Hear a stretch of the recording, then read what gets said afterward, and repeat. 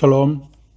오늘도 우리 주의 평화가 여러분의 심령 가운데 깊이 그리고 충만하게 임하시기를 진심으로 축복합니다. 오늘 우리에게 주시는 하나님의 말씀은 누가복음 19장 41절로 44절의 말씀입니다. 가까이 오사 성을 보시고 우시며 이르시되 너도 오늘 평화에 관한 일을 알았더라면 좋았을 뻔하였거니와 지금 내 눈에 숨겨졌도다. 날이 이를지라 내 원수들이 토둔을 쌓고 너를 둘러 사면으로 가두고 또 너와 및 그 가운데 있는 내 자식들을 땅에 메어치며 돌 하나도 돌 위에 남지 아니하리니 이는 내가 보살핌 받는 날을 알지 못함을 인함이니라 하시니라. 아멘. 이 땅에 복음이 전해진 이래 한국 교회에 대한 인식이 최악의 상황에 놓여 있는 것이 아닌가 싶습니다. 이것이 바닥이라고 생각하는데 더 깊은 바닥이 있을지도 모르겠습니다. 그것은 곧 한국 교회의 성도들에 대한 신뢰가 최악의 상황이라고 하는 말이기도 합니다. 우리나라의 대표적인 종교인 개신교와 천주교 그리고 불교 중에서도 신뢰도가 최악입니다.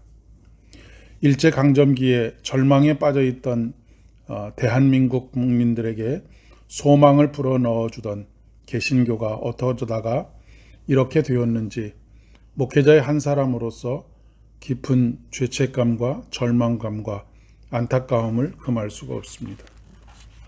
구별된 사람들이라는 성도라는 이름에 걸맞지 않는 걸맞는 삶을 살지 못한 이유가 아닌가 싶습니다.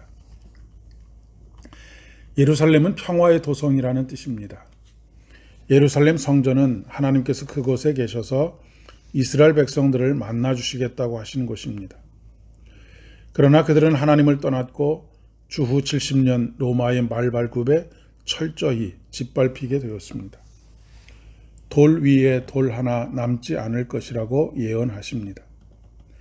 로마 유대 전쟁으로 인해 사망한 유대인만 대략 110만 명이 넘는다고 하니 얼마나 격렬한 전쟁이었는지를 알 수 있습니다. 로마는 천혜의 요새였던 예루살렘의 함락이 쉽지 않자 장기전을 계획합니다. 몇 년에 걸쳐서 유대인들이 예루살렘 성에서 나오지 못하도록 해서 말려 죽이는 작전을 사용하는 것입니다. 성 밖으로 나오지 못하는 유대인들은 굶주림을 견디지 못했고 백성들끼리 서로 잡아먹는 지옥과 같은 일을 경험하게 됩니다. 참으로 참담한 모습이 아닐 수가 없습니다. 하나님께서 친히 출애굽시키셔서 하나님의 백성으로 만드신 백성들의 최후가 그런 모습이었습니다.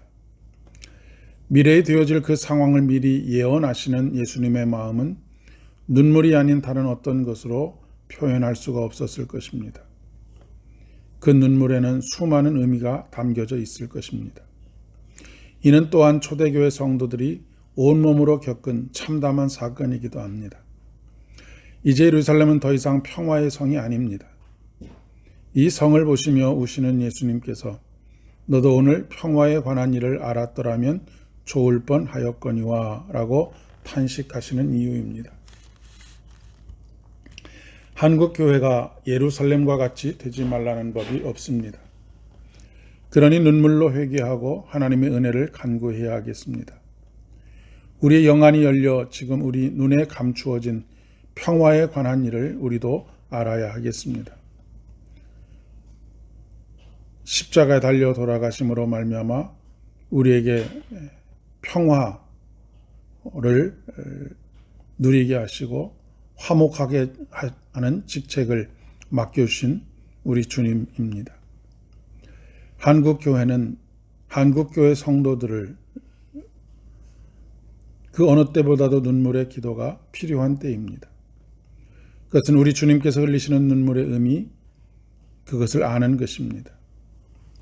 우리 하나님은 결코 성도들의 눈물을 외면하지 않으십니다.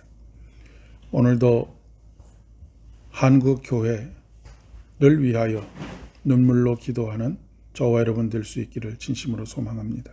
기도하겠습니다. 은혜가 풍성하신 주님, 예루살렘 성전을 보시면서 우셨던, 눈물을 보이셨던 예수님의 심정이 곧 우리의 심정이 되게 하시고 우리의 죄를 돌아보고 회개하여 다시 하나님의 기쁨이 되는 한국교회 그리고 우리들의 신앙이 될 수 있도록 도와주시옵소서. 예수님의 이름으로 기도드립니다. 아멘. 오늘도 승리하는 복된 발걸음 되시기를 바랍니다.